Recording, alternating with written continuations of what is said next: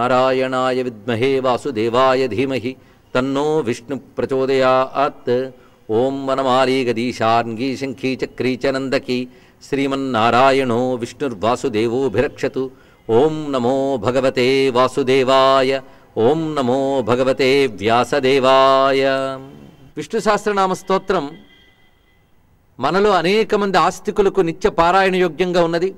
అదేవిధంగా విష్ణు సహస్రనామ పారాయణ వల్ల అనేక ఫలితాలు పొందుతున్న వారు కూడా ఉన్నారు.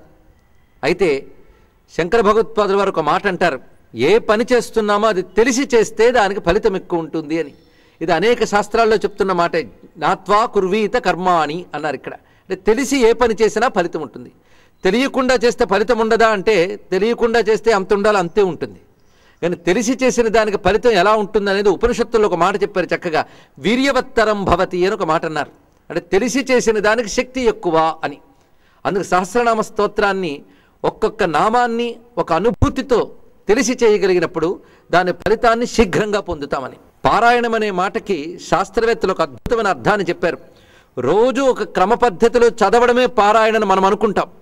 అది కాదని కాదు, కానీ అవునని ఒప్పుకోలేమట. పారాయణం అంటే మనం ఏదైతే పఠిస్తున్నామో లేదా జపం చేస్తున్నామో దాని యొక్క భావాన్ని ఏకాగ్రంగా అనుసంధానం చేసుకుంటే అదే పారాయణ అని చెప్పారు ఇక్కడ. అలా మనం చేస్తున్న దాని యొక్క భావాన్ని మనస్సుతో అనుసంధానం చేసుకోగలిగితే 100 మార్లు వల్లెవేసిన దానికంటే శక్తి ఎక్కువ ఉంటుంది అని చెప్తున్నారు. విష్ణు సహస్రం అనగానేది ఏ గ్రంథంలోంచి వచ్చింది ముందు మనం భావన చేయాలి. మహాభారతంలోది ఇది. మహాభారతంలో అద్భుతమైన పర్వాలు 2 ఉన్నాయి. అంటే మిగిలినవి కావని కాదు, ఈ రెండింటికో ప్రత్యేకత ఉన్నది. శాంతి అనుశాసనిక పర్వములని అత్యద్భుతమైన పర్వములు ఈ 2. నిజానికి మహాభారతం అంతా 18 అధ్యాయాలు చదవలేమండి. సారం తెలుసుకోవాలి అనుకుంటే ఈ 2 పర్వాలు చాలు అంటారు పెద్దలు. అంత విశేషమైన పర్వములు ఈ 2. అందులో అనుశాసనిక పర్వంలో వస్తుంది విష్ణు సహస్రనామం అని చెప్పబడేది. అనుశాసనిక పర్వంలోంచి 2 రత్నాలు వచ్చాయి మనకి. ఒకటి విష్ణు సహస్రనామ స్తోత్రం, రెండవది శివ సహస్రనామ స్తోత్రం. ఈ 2 వస్తాయి. మహాభారతం ఎలాంటి గ్రంథం అంటే అనేక గ్రంథాలను మనకు అందించిన గ్రంథం మహాభారతం. దాని నుంచి మళ్ళీ అనేక గ్రంథాలు పుట్టాయి. భారతీయ సంస్కృతికి ఆధార గ్రంథమని భావించేటువంటి చాలామంది మన మత గ్రంథమని భావించేటువంటి సర్వోపనిషత్ సారభూతమైన భగవద్గీత కూడా మహాభారతం నుంచి వచ్చినది. అందుకే మహాభారతంలో వచ్చిన మహాగ్రంథముల్లో భగవద్గీత ఒకటి, విదురనీతి, సనత్సుజాతీయం, యక్ష ప్రశ్నలు, ఇలా అనేకములైన ప్రత్యేక గ్రంథాలు ఎన్నో ఉన్నాయి. అందుకు మహాభారతం పుట్టిన భారతదేశంలో పుట్టడం మనకు అదృష్టం. అందుకు మొత్తం ప్రపంచానికి కావలసిన సమస్త విజ్ఞానము మహాభారతంలో చెప్పబడింది. అందుకే యది హాస్తి తదన్యత్ర ఎన్నే హాస్తి నతత్ క్వచిత్ అంటాడు మహానుభావుడు వ్యాసుడే భారత ప్రారంభంలో. ఇక్కడున్నదే ఎక్కడైనా ఉంది, ఇక్కడ లేనిది ఎక్కడా లేదని చెప్పాడు వ్యాస భగవానుడు. అంత గట్టిగా చెప్పాడంటే మహాభారతం ఎంత విశేషం. అలాంటి మహాభారతంలో భీష్ములు వారు సెలవిచ్చినటువంటి అద్భుతమైన ఒక స్తోత్రరాజం విష్ణు సహస్రనామ స్తోత్రం. ఇది సందర్భం ముందు తెలుసుకోవాలి. ఏ మహాగ్రంథాన్ని పట్టుకున్నా గ్రంథాన్ని పరిశీలించే ముందు సందర్భం ఒకటి తెలుసుకుంటే గ్రంథం యొక్క విలువ తెలుస్తుందట. ఈ సందర్భం ఎలాంటిది అంటే కురుక్షేత్ర యుద్ధం పూర్తయింది. ధర్మరాజుల వారికి పట్టాభిషేకం జరిగింది. ఈ పట్టాభిషేకం జరిగిన తర్వాత అన్నీ ఒక వ్యవస్థ చేశాడు ధర్మరాజు. కృష్ణ పరమాత్మ యొక్క సూచనల మేరకు ఆయన యొక్క ఆధ్వర్యంలో మొత్తం అంతా వ్యవస్థ చేసి దేనికి ఎవరిని నియమించాలి, ఏ విభాగానికి ఎవరిని ప్రధానంగా అధికారిగా పెట్టాలి, ఇవన్నీ కూడా చక్కటి వ్యవస్థ చేశాడు ధర్మరాజు.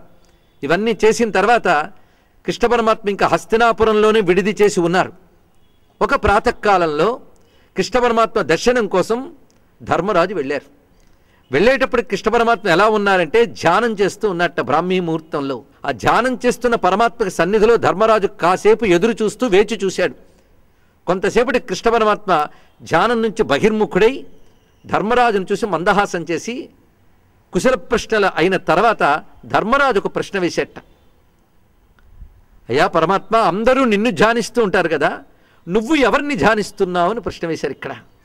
అప్పుడు కృష్ణుడు ఒక మందహాసం చేసి నన్ను ఎవరు ధ్యానం చేస్తున్నారో వారిని నేను ధ్యానం చేస్తున్నాను అని చెప్పేట. ఎంత విశేషమైనటువంటి సమాధానం. అయితే నిన్నిప్పుడు ఎవరు ధ్యానం చేస్తున్నారు అంటే కురుక్షేత్ర యుద్ధంలో ఓడిపోయినటువంటి వాడు, అద్భుతమైనటువంటి తేజస్సుతో ఉన్నటువంటి మహాత్ముడు భీష్ముడు అంపశయ్య మీద ఉన్నాడు.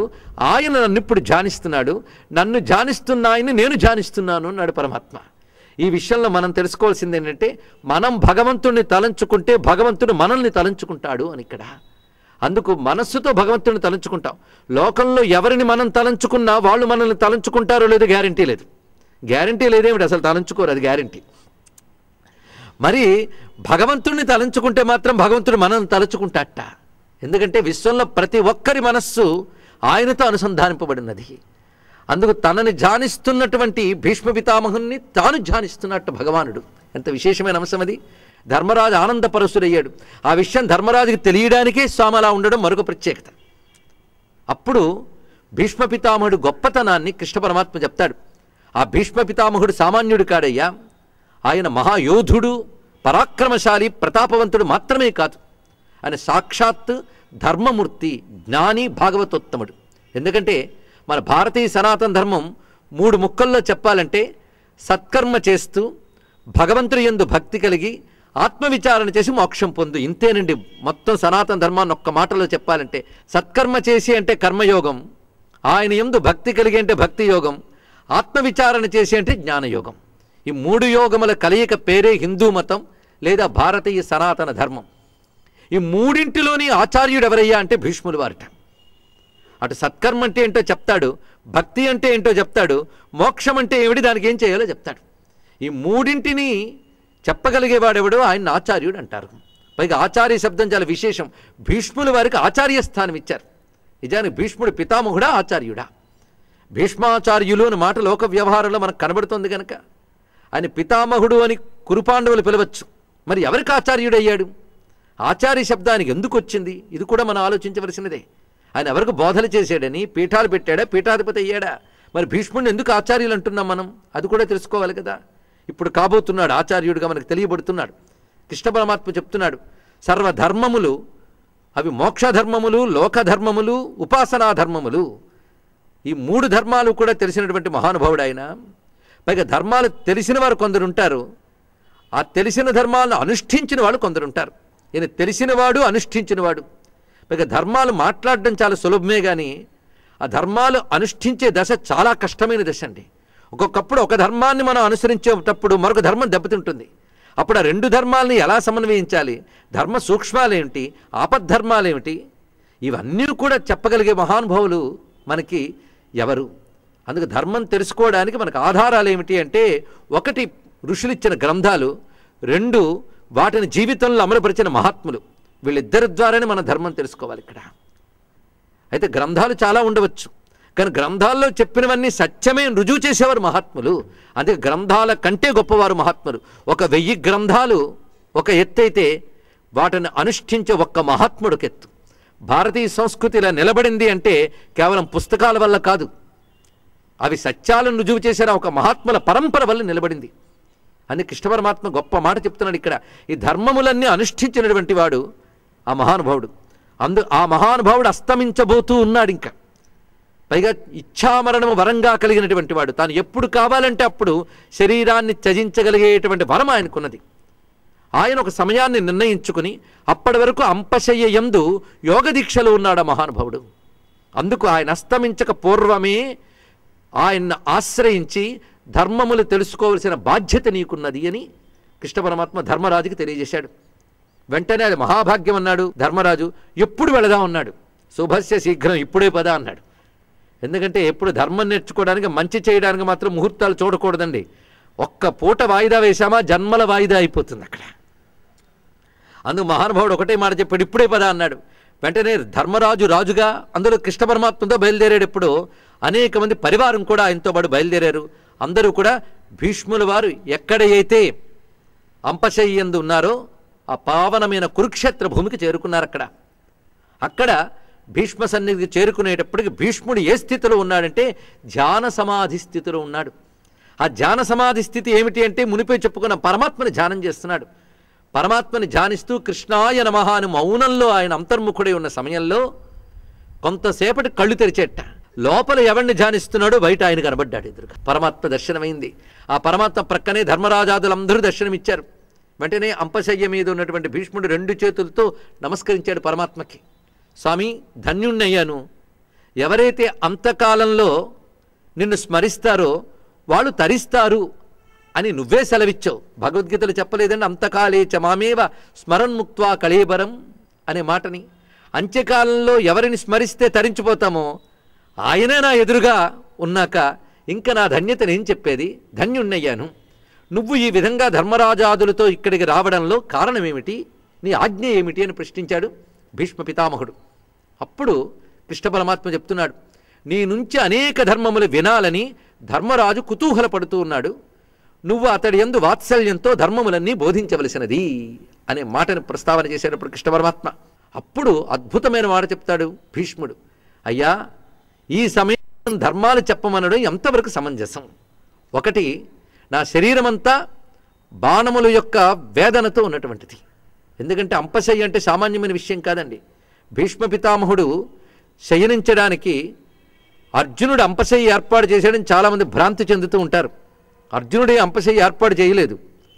అర్జునుడికి భీష్ముడికి జరిగిన మహాయుద్ధంలో అర్జునుడు వేసిన బాణ పరంపరకి భీష్ముడు నేల వాలిపోతాడు. ఆ వాలినప్పుడు బాణములతో సహా పడిపోతాడు. ఆ పడిపోయినదే అంపశయ్య. అంటే అది గుచ్చుకుని బయటకు కూడా వచ్చి ఉన్నాయన్నమాట. ఒక్క శిరోభాగం మాత్రం వేలాడుతుంది, దానికి బాణములు తగలలేదు. ఆ వేలాడుతున్న శిరోభాగానికి మాత్రము క్రిందన బాణములు గుచ్చి ఆ పైన ఉన్నటువంటి ఈకలు ఒక దిండు వలె ఉండేటట్టు ఏర్పాటు చేశాడు అర్జునుడు, అంతే. అంటే మొత్తం అంపశయ్య అంతా ఏర్పాటు చేయలేదు. ఎక్కడ పడ్డాడో అక్కడే ఆ శయ్య అలాగే ఉన్నది. అయితే భీష్ముడు సామాన్యుడు కాడు. యోగశక్తితో తన శరీరాన్ని మళ్ళీ వజ్రకాయంలా మలుచుకోగలడు. కానీ జీవితానికి ఒక పరమార్థం ఉండాలి, ప్రయోజనం ఉండాలి. అందుకే ఇప్పటి వరకు ఆయన జీవితం చాలు, ఇంకా నేను శరీరాన్ని ఉత్క్రమణం చేస్తాను అని నిర్ణయించుకున్నాడు. అయితే ఇచ్ఛామరణం వరంగా కలిగిన వాడు గనక ఉత్తరాయణ పుణ్యకాలంలో మాఘశుద్ధ అష్టమి తను ఉత్క్రమణానికి అంటే ఊర్ధ్వగతికి వెళ్ళడానికి ముహూర్తంగా తానే నిర్ణయించుకున్నాడు. దీన్ని బట్టి ఆయన జన్మ ఏమిటి, ఆ ధర్మం ఏమిటి, ఆ జీవుడి యొక్క లక్షణం ఏమిటి మనం ఊహకందదు. అష్టవసువుల్లో అద్భుతమైనటువంటి ఒకానొక వసుస్వరూపం అయినప్పటికీ కూడా స్వతసిద్ధంగా బాల్యం నుంచి ఆయనకున్న అఖండ బ్రహ్మచర్యము, తపస్సు, ధర్మపాలన, ఉపాసన, ఆత్మజ్ఞానం ఒకటేమిటండి మహానుభావుడికి. ఇన్ని కలియడం చేత ఆ తేజస్సు చాలా గొప్పది. ఆ కారణం చేత ఆయన అక్కడ నిలబడి ఉన్నాడు. కానీ ఇప్పుడు కృష్ణుడితో అంటున్నాడు, ఒకవైపా బాణముల వేదన ఉన్నది, రెండో వైపా నీ చింతనలో బుద్ధి అంతర్ముఖమైపోయింది. ఇప్పుడు అతను ప్రశ్నిస్తూ ఉంటే నేను సమాధానం చెప్తూ ఉంటే నాకు ఓపిక లేదయ్యా అన్నాడు. గొప్ప మాట. పైగా ఈ ధర్మం అన్నదే చాలా చిత్రమైనది. ఏమీ తెలుసుకోనంత వరకు ఒక పద్ధతి, తెలుసుకోవడం మొదలయ్యే బోల్డ్ సందేహాలు వస్తూ ఉంటాయి. అందుకే ఏమీ తెలియనప్పుడు ఒక్క అజ్ఞానమే ఉండేదండి, అన్నీ చదవడం మొదలయ్యాక బోల్డ్ అజ్ఞానాలు పెరిగాయి అన్నాడు ఒక ఆయన. ఈ మధ్య సందేహాలు తప్పకుండా వస్తూ ఉంటాయి. అందుకు ఆయన అడుగుతూ ఉంటాడు, నేను చెప్తూ ఉండాలి. చెప్తున్నప్పుడు సందేహం వస్తుంది, సందేహం వస్తూ అడుగుతాడు. ప్రతి సంభాషణ క్షమ లేదు అన్నాడు ఇక్కడ. ప్రతి సంభాషణ అంటే తిరిగి మళ్ళీ సమాధానం చెప్పేటువంటి శక్తి, ఓపిక నాకు తక్కువగా ఉన్నాయి. అందుకు నన్ను ఇబ్బంది పెట్టకు, నేనేమీ చెప్పలేను, ఆ ధర్మాలేవో నువ్వే చెప్పు అన్నాడు ఇక్కడ. అప్పుడు ఆయన మందహాసం చేసి, నువ్వే చెప్తావు, నీ చేత నేను చెప్పిస్తాను, నీకు ఈ వేదన లేకుండా నేను చేస్తాను, నీకు ఆకలి దప్పికలు లేకుండా, బాణముల యొక్క వేదన లేకుండా, నీ శరీరము బుద్ధి కూడా పూర్తి స్వస్థతగా ఉండేటట్టు, ఏకాగ్రముగా సర్వధర్మములు నీకు స్ఫురించేటట్టు నేను నీకు అనుగ్రహం ఇస్తున్నాను, మళ్ళీ రేపు ప్రాతకాలం వస్తామని చెప్పి కృష్ణ పరమాత్మ ధర్మరాజుతో అక్కడి నుంచి నిష్క్రమించాడు. మళ్ళీ మరుసటి రోజు పొద్దున్నే వచ్చేట చెప్పిన ప్రకారంగా. అప్పుడు మహానుభావుడు భీష్ముడు నమస్కారం చేసి, నువ్వు చెప్పినట్లుగా శరీరం సంపూర్ణమైనటువంటి శక్తితో పుష్టితో నిండి ఉన్నది. ఎందుకంటే ధర్మాలు చెప్పాలంటే శరీరం ఆరోగ్యంగా ఉండాలి, రెండు బుద్ధి కూడా చాలా ఏకాగ్రంగా ఉండాలి, చక్కగా పనిచేయాలి. అందుకని మరపు మొదలైన దోషాలు రాకూడదు. పైగా శరీరం స్వస్థతగా లేకపోతే బుద్ధి కూడా సరిగ్గా పనిచేయదు. అందుకే శరీరము పటిష్టంగా ఉండాలి, బుద్ధి కూడా స్పష్టంగా, స్వచ్ఛంగా, బలంగా ఉండాలి. ఇప్పుడు నాకు బుద్ధి బాగుంది, శరీరం బాగుంది, ఆకలి దప్పుకులు తెలియట్లేదు. ఇంకా చెప్పాలంటే యవ్వనంలో నా పరిస్థితి ఎలా ఉందో అలా ఉంది ఇప్పుడు. ఈ శక్తి నువ్విచ్చినదే. అయితే ఒక్క చిన్న సందేహం నాకు, నేను చెప్పాక ధర్మరాజుకి చాలా సందేహాలు వస్తాయి. నాకు ముందు ఒక సందేహం ఉన్నది. నాకు ఇంత శక్తిని ఇచ్చి నా చేత చెప్పించే బదులు నువ్వే చెప్పచ్చు కదా అని ఒకటే మాట అన్నట్ట. భీష్ముడు ఎంత చక్కగా అడిగాడో చూడండి. అప్పుడు కృష్ణ పరమాత్మ అన్నాడు, నేను ధర్మం చెప్పడం వల్ల నాకంటూ గొప్పగా కొత్తగా రావలసిన కీర్తి ఏమీ లేదు. ఎందుకంటే కృష్ణ పరమాత్మ గొప్ప ధర్మములు చెప్పాను అంటే అది కీర్త. సూర్యుడు గొప్పగా ప్రకాశించను, అగ్ని గొప్పగా జ్వలించను, నీరు దాహము తీర్చెను. ఇదేం గొప్ప కీర్తి, వాడికి సహజం, అది దాని విశేషం ఏం లేదు. కానీ నా భక్తుడు ఎంత గొప్పవాడో తెలియబడితే ఆయనకి కీర్తి కలగాలి అనేటువంటి కోరిక నాది, అందుకే నీ చేత చెప్పిస్తున్నాను అన్నాడు. ఇదొక అంశం. రెండవది ఏంటంటే, ఎప్పుడైనా ఒక తరం తాను వెళ్ళిపోయేటప్పుడు తర్వాతి తరానికి తన దాకా వచ్చిన ధర్మ పరంపరని అందించాలి. ఇది కృష్ణ పరమాత్మ సమస్త మానవ జాతికి చెప్పిన అద్భుతమైన పాఠం అండి. మనం మన పిల్లలకి మన వృత్తులని మన ఆస్తులని ఇవ్వాలని తాపత్రయపడుతున్నాం, కానీ మనదైన సనాతన ధర్మాన్ని ఇవ్వడానికి ఎంత తాపత్రయపడుతున్నాం ఆలోచించారు ఇక్కడ. ఎందుకంటే సంప్రదాయాలు ఒక తరం నుంచి మరొక తరానికి వచ్చేటప్పటికి పోతున్నాయి నెమ్మదిగా. అలాంటి రోజుల్లో మనం ఉన్నాం. కానీ కృష్ణ పరమాత్మ ఏం చెప్తున్నాడు? సనాతన ధర్మము సంప్రదాయము ఒక తరం నుంచి మరొక తరానికి వెళ్ళి ఒక తరం కంటే మరొక తరంలో ఇంకా వృద్ధి చెందాలి. ఇప్పుడు మన పరిస్థితి ఎలా ఉందో ఆలోచించండి. మన తాతలకి తెలిసినది మన తల్లిదండ్రులకి తెలియదు, మన తల్లిదండ్రులు తెలిసి మనకే తెలియవు, ఇంకా తర్వాత తరాల గురించి ప్రశ్నే లేదు. ఇటువంటి పరిస్థితుల్లో మనం ఉన్నప్పుడు కృష్ణ పరమాత్మ చెప్పిన ఈ మాట మనకు చాలా ముఖ్యమైనది. నువ్వు తాతవి, పైగా తెలిసిన తాతవి. తెలిసిన తాతవి మనవలకి తెలియజేయకుండా వెళ్ళిపోతే అది నీ పట్ల తప్పే, అది నీ ధర్మం కాదు, అది అందుకు తెలియజేయాలి. అందుకే ఆస్తులు వృత్తులు పిల్లలకి ఇవ్వాలని తాపత్రయ పెద్దలందరూ కూడా తమదైన పైతృకమైన ఆస్తి, పైతృకం అంటే మన ధర్మం పరంపరాగతం, మా అమ్మ చేసింది, మా తాత చేశాడు, మా నాన్న చేశారు అనే పరంపర వల్ల నిలిచింది. సరే, మొత్తానికి కృష్ణ పరమాత్మ భీష్ముని వారు చెప్పించడంలో రెండు కారణాలు. భీష్మునికి అటువంటి కీర్తి కలిగించడం, భీష్మునికి కూడా తన జీవన పరమార్థం. ఎందుకంటే భీష్ముడు వెళ్ళిపోతే ఏమవుతుంది అంటే సూర్యుడు అస్తంగతమైన సమయంలో భూమి ఏమవుతుందో అది అవుతుందని చెప్పాడు ఇక్కడ. సూర్యుడు అస్తమిస్తే వెలుగు ఎలా పోతుందో భీష్ముడు అస్తమిస్తే జ్ఞానము ధర్మము అలా అస్తమించిపోతాయి ఆయనతో పాటు. ఒక మహానుభావుల్లో ఉండే జ్ఞానం ఆయనతో పాటు పోవడమేనా? ఆ జ్ఞానం నిలవాలి లోకంలో. కృష్ణ పరమాత్మ ఎంత చక్కటి మాట చేశాడు. అందుకు భీష్ముడు సామాన్యుడు కాడు, అనేక వేల గ్రంథాల యొక్క స్వరూపం ఒక్క భీష్మ పితామహుడు. అందుకు ఆయనకున్న జ్ఞానం, ఆయనకున్న ధర్మం అంతా తెలియబడాలి. అందుకు నేను నీకు చెప్పగలిగే శక్తినిచ్చి చెప్పిస్తున్నాను ఆ కారణం చేత. పైగా మరొక విశేషమైన ఒక అంశం ఇక్కడ ఉన్నది. ధర్మం ఎవరు చెప్పాలి? ఇది చాలా విశేషం అండి. ధర్మాలు తెలిసినవాడు మాత్రమే చెప్పడం కాదట, ధర్మాలు తెలిసినవాడికి కూడా మరొక లక్షణం ఉండాలట. అదేమిటంటే రాగద్వేషాలు లేనివాడు ధర్మాన్ని చెప్పాలట. ఇక్కడ నిర్మలమైన అంతఃకరణ ఉండాలి. అది ఉన్నవాడే ధర్మానికి చెప్పడానికి అర్హుడవుతాడు. ఆ అర్హత నీకున్నది అన్నాడు రాగద్వేషాలు లేని మహానుభావుడు. రాజటే రాగహీనుడటే. ఒకవైపు రాజు గొప్ప సంపద చేతిలో ఉంది, కానీ దేని మీద మోహం లేదు. అది భీష్ముడి యొక్క గొప్పతనం. మహావైరాగ్య సంపన్నుడు, గొప్ప జ్ఞాని, ధర్మమును తెలిసినవాడు, భాగవతోత్తముడు. అందుకు నీ ద్వారా ఇవన్నీ తెలియాలి అని ఎప్పుడైతే చెప్పాడో అప్పుడు కృష్ణ పరమాత్మకు నమస్కారం చేసుకుని, ధర్మస్వరూపమైన వేదానికి నమస్కారం చేసుకుని, ధర్మాన్ని బోధించే గురువులకు నమస్కారం చేసుకుని భీష్ములు వారు ధర్మరాజు అడిగిన సందేహాలకి అనేక సమాధానములు చెప్తూ 2 పర్వాలండి, చాలా పెద్ద పర్వాలు. అదే శాంతి పర్వం, అనుశాసనిక పర్వం. ఇవన్నీ కూడా భీష్ముల వారు ధర్మరాజుకు బోధించినటువంటి సనాతన భారతీయ విజ్ఞాన సర్వస్వం, ది ఎన్సైక్లోపీడియా ఆఫ్ హిందూయిజం. ఇది చెప్పచ్చు. ఇక్కడ హిందూ ధర్మం యొక్క సంపూర్ణ స్వరూపం 2 పర్వాల్లో ఉంది. మొత్తానికి 2 పర్వాలు భారతానికి సారం, సనాతన వేద ధర్మానికి సారం. అందులో రాజధర్మాలు, వర్ణాశ్రమ ధర్మాలు, స్త్రీ ధర్మాలు, పురుష ధర్మాలు, ఉపాసనా ధర్మాలు, మోక్ష ధర్మాలు, ఆచార ధర్మాలు, ఒకటేమిటండి మొత్తం ఉన్నాయి అందులో. అలాంటి ధర్మాలన్నీ కూడా భీష్ముల వారి ద్వారా ధర్మరాజు విన్నాడు. విని ఆనందపరవశుడయ్యాడు. అన్నీ విన్న తర్వాత శృత్వా ధర్మానశేషేణ పావనాని చ సర్వశః యుధిష్ఠిర శాంతనవం పునరేవ అభ్యభాషత. శృత్వా ధర్మాన్ అశేషేణ, ఈ ధర్మములన్నీ అశేషముగా విన్నట్ట. అశేషము అంటే మిగులు అనేది లేకుండా, ఇది అర్థం. మిగులు అనేది లేకుండా అంటే సంపూర్ణముగా ధర్మములన్నీ విన్నటువంటి మహానుభావుడు ధర్మరాజు. అయితే ఆ ధర్మములకి ఏం లక్షణం ఉంది? పావనానిచ సర్వశః. ప్రతి వాక్యములు. అప్పుడే మనం విష్ణు శాస్త్రం పూర్వపీఠికలో ప్రవేశించామండి. ఇక్కడ శృత్వా ధర్మానశేషేణ పావనానిచ సర్వశః. ధర్మములు ఎందుకో చెప్పాడు అక్కడ చూడండి. పావనాని, పావనాని అంటే పవిత్రము చేయునవి, ఇది దీని యొక్క అర్థం. సర్వశః అన్ని విధాల పవిత్రము చేయగలిగే ధర్మములను భీష్ముల ద్వారా ధర్మరాజు విన్నాడు. ఇది వాక్యానికి అర్థం. ఈ ఒక్క వాక్యాలు ఎంత బరువు ఉందంటే ధర్మాలు ఎందుకు ఆచరించాలో చెప్పాడు ఇక్కడ. ధర్మాలు ఎందుకు ఆచరించాలి? ఇవాళ ధర్మం ఆచరిస్తే రేపు అకౌంట్లో డబ్బు పడుతుందని కాదు.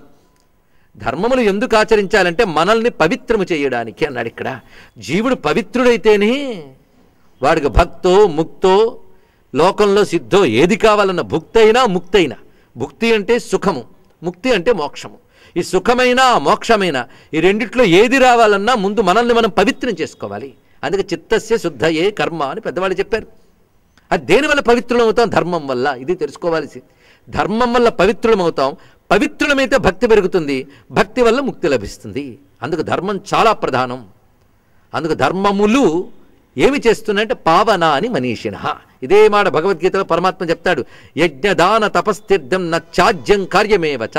యజ్ఞము, దానము, తపస్సు, తీర్థము మొదలైన ధర్మములు ఎప్పుడూ విడిచిపెట్టరాదు, ఆచరించాలి. ఎందుకంటే పావనాని మనీషిణ. ఒకటే మాట చెప్పాడు ఇక్కడ.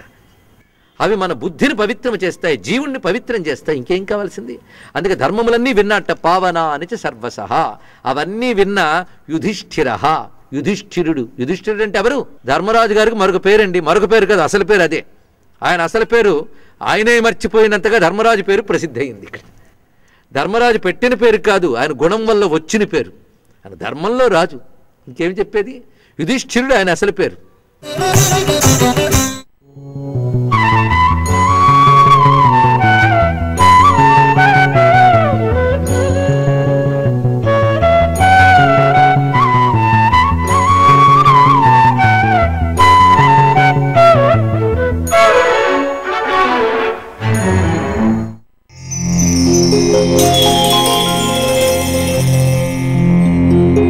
Thank you.